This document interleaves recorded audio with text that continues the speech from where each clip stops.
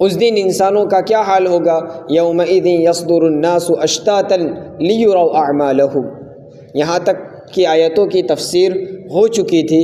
اب قیامت کا ایک منظر بیان کیا ہے کہ اس دن انسان جماعتوں کی شکل میں، الگ الگ ٹکڑیوں کی شکل میں بکھرے ہوئے ہوں گے۔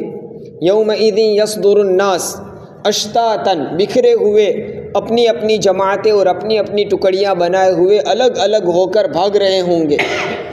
اللہ کے دربار میں اس دن حاضری ہوگی۔ تو جس دن قبر سے اٹھائے جائیں گے، تو دیکھیے قبر سے اٹھائے جانے کے بعد میدان حشر میں جمع ہوں گے، حساب کتاب ہوگا، اس کے بعد جنت جہنم کا فیصلہ ہوگا۔ لیکن سزا کا وقت فیصلہ ہونے کے بعد ہی شروع ہو، ایسا نہیں ہے، بلکہ قیامت میں جب لوگ قبروں سے اٹھیں گے اسی وقت سے اچھے برے اعمال کے اعتبار سے ان کے ساتھ برتاؤ شروع ہو جائے گا۔ ابھی حساب کتاب نہیں ہوا ہوگا، ابھی حشر کے میدان میں لوگ جمع ہوئے نہیں ہوں گے، ابھی قبر سے اٹھیں گے، اسی وقت سے لوگوں کی الگ الگ اپنے اعمال کے مطابق کیفیت ہوگی۔ اسی وجہ سے قرآن نے سود خور کے بارے میں کہا کہ سود اور بیاج کھانے والے جس دن قیامت کے دن قبر سے اٹھیں گے تو اس وقت وہ ایسے بے تحاشا ہوں گے، ایسے ان پر حالت طاری ہوگی جیسے کسی شیطان نے اس کو چھو لیا ہو، یعنی اس کو بدحواس کر دیا ہو۔ جیسے کسی کو رات کے اندھیرے میں کہیں جنات نظر آ جاوے تو وہ بدحواس ہو جاتا ہے، گھبرایا ہوا اور حواس باختہ ہوتا ہے۔ قیامت کے دن جب قبر سے لوگ اٹھائے جائیں گے تو سود خور کی یہ حالت بیان کی، حالانکہ ابھی حساب نہیں ہوا ہوگا، ابھی جنت جہنم کا کوئی فیصلہ نہیں ہوا ہوگا، اس سے پہلے کی یہ حالت ہے۔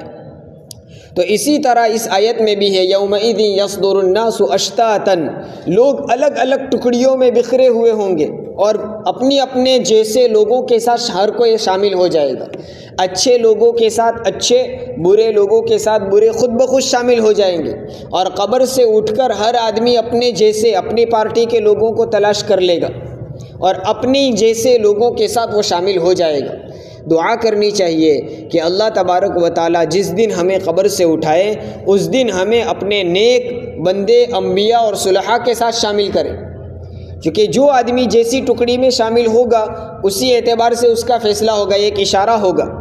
اس لیے روایتوں میں آتا ہے کہ جو کچھ نیک لوگ اللہ کے فرما بردار اور نیک لوگ ایسے ہوں گے جو قیامت کے دن قبر سے اٹھیں گے تو حشر میں جانے کے لیے ان کے لیے سواری کا انتظام ہوگا، آرام سے سواری پر سوار ہو کر جائیں گے۔ کچھ لوگ وہ ہوں گے جو پیدل جائیں گے، اور کچھ گنہگار وہ ہوں گے جو سروں کے بل گھسٹتے ہوئے میدان حشر کی طرف آگے بڑھیں گے۔ قرآن کی آیت میں بھی اس کو بیان کیا ہے وَنَحْشُرُهُمْ يَوْمَ الْقِيَامَةِ عَلَى وُجُوهِهِمْ عُمْيًا وَبُكْمًا وَصُمًّا، ہم ان کو قیامت کے دن چہروں کے بل یعنی الٹے جمع کریں گے، میدان حشر میں جمع کریں گے، اور اس وقت حالت اور کیفیت کیسی ہوں گی؟ اندھے، بہرے اور گونگے ہوں گے۔ تو اس وقت کچھ گنہگاروں کا حال یہ ہوگا کہ وہ سواری پر تو سوار کیا ہو، وہ پیروں پر بھی چل نہیں سکیں گے، اللہ تعالیٰ ان کو سر کے بل الٹا گھسیٹ کر لے جاوے گا۔ ایک روایت میں ہے کہ ایک صحابی رضی اللہ تعالیٰ عنہ نے نبی کریم صلی اللہ علیہ وسلم سے پوچھا کہ اللہ کے رسول، سر کے بل آدمی کیسے چلے گا؟ سر نیچے ہو، پیر اوپر ہو تو چل کیسے سکے گا؟ اللہ کے نبی صلی اللہ علیہ وسلم نے فرمایا کہ جو اللہ پیروں پر چلا سکتا ہے وہ اللہ اس دن ان گنہگاروں کو سروں پر چلائے گا، اور اللہ تعالیٰ کے لیے مشکل بھی نہیں ہے۔ اور ہم دنیا میں بھی دیکھتے ہیں، ہم پیر کے بل چلتے ہیں۔ کچھ حشرات الارض، کیڑے مکوڑے اور کچھ جانور ایسے ہیں جن کے پیر ہی نہیں ہیں، وہ پیٹ کے بل رینگتے ہیں، جیسے سانپ ہے، اس کے پیر نہیں ہیں، وہ پیٹ پر ہی چلتا ہے اور اللہ اسے چلا رہا ہے۔ تو جس طرح اللہ تعالیٰ بغیر پیروں کے اس سانپ کو چلاتا ہے، ایسے ہی قیامت کے دن کچھ لوگوں کا حال وہ ہوگا کہ وہ سروں کے بل، ابھی تو حساب کتاب نہیں ہوا ہوگا، ابھی وہ ایسا فیصلہ نہیں ہو گیا کہ یہ جہنمی ہے، ان کے گناہوں کا اثر یہ ہوگا کہ قبر سے اٹھنے کے وقت ہی، ابھی میدان حشر میں لوگ جا رہے ہیں، اس وقت بھی یہ سروں کے بل میدان حشر کی طرف آگے بڑھ رہے ہوں گے۔ یہ سب آیات میں اور احادیث میں اس لیے بیان کیا ہے تاکہ بندہ ان کو سن کر عبرت حاصل کرے اور ان کو سن کر دلوں میں ڈر پیدا ہو، اور اپنی زندگی پر ہم غور کریں کہ ہمارا حصہ کون سی کیٹیگری میں ہوگا، سواری پر چلنے والوں میں یا پیروں کے بل چلنے والوں میں یا سروں کے بل چلنے والوں میں۔ تو اس وقت اگر ہم سواری پر سوار ہو کر ٹھاٹھ کے ساتھ بے خوف ہو کر اللہ کے دربار میں حاضر ہونا چاہتے ہیں تو یہ موقع ہے، ابھی اللہ کو راضی کر لیں، ابھی اللہ کی اطاعت کر لیں۔ زندگی بہت مختصر ہے، قیامت اور آخرت کی زندگی کے مقابلے میں تو یہ نہ ہونے کے برابر ہے۔ یہ مختصر موقع اللہ نے ہمیں دیا ہے اس زندگی کو بنانے کے لیے۔ وَنَحْشُرُهُمْ يَوْمَ الْقِيَامَةِ عَلَى وُجُوهِهِمْ عُمْيًا وَبُكْمًا وَصُمًّا۔ قرآن کی آیت میں بیان کیا کچھ لوگ ایسے ہوں گے جن کو ہم قیامت کے دن چہروں کے بر لائیں گے، وہ اندھے بہرے اور گونگے ہوں گے۔ بڑا خطرناک منظر ہوگا۔ ہم بار بار سنتے آ رہے ہیں، بچپن سے سنتے آ رہے ہیں کہ میدان حشر میں سورج ہمارے سروں پر لا کر کھڑا کر دیا جائے گا۔ سورج کی تپش کتنی زیادہ ہے، گرمی کے موسم میں ہم یہاں زمین پر رہتے ہوئے اس کی تپش کو برداشت نہیں کر سکتے۔ حالانکہ سائنسدانوں کے کہنے کے مطابق آج کی اس دنیا میں سورج 9 کروڑ 33 لاکھ میل دنیا زمین سے دور ہے۔ 9 کروڑ 33 لاکھ میل دوری پر ہے۔ اتنا سورج دور ہونے کے باوجود ہم گرمی برداشت نہیں کر سکتے۔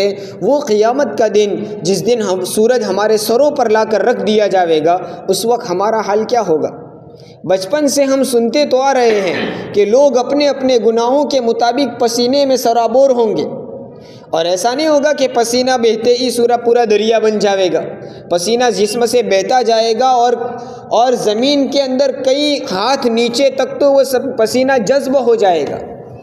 وہ جذب ہو جانے کے بعد بھی پسینہ کے یہ عالم ہوگا کہ کوئی ٹخنوں تک، کوئی گھٹنوں تک، کوئی پیٹ تک اور کوئی گردن تک اپنے پسینے میں ڈوبا ہوا ہوگا۔ ایک طرف تو اپنے اعمال کی فکر ہے، ایک طرف حساب کتاب کا ٹینشن ہے، اور دوسری طرف یہ پسینوں میں آدمی ڈوبا جا رہا ہے۔ اس وقت ہمارا حال کیا ہوگا؟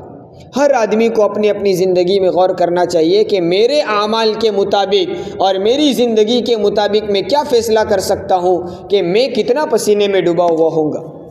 میرے معاملات کیسے ہیں، میری معاشرت کیسا ہے، میرا رشتہ داروں کے، پڑوسیوں کے ساتھ تعلق کیسے ہیں، میری عبادت کا کیا عالم ہے، میری تنہائیاں کیسی ہے۔ آج کے زمانے میں بطور خاص اپنے آپ کی تنہائی پر غور کرنے کی ضرورت ہے۔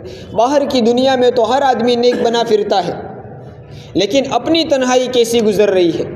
اس لیے علماء فرماتے ہیں کہ ہماری تنہائی جو ہے وہ ہماری اصل اور حقیقت ہے۔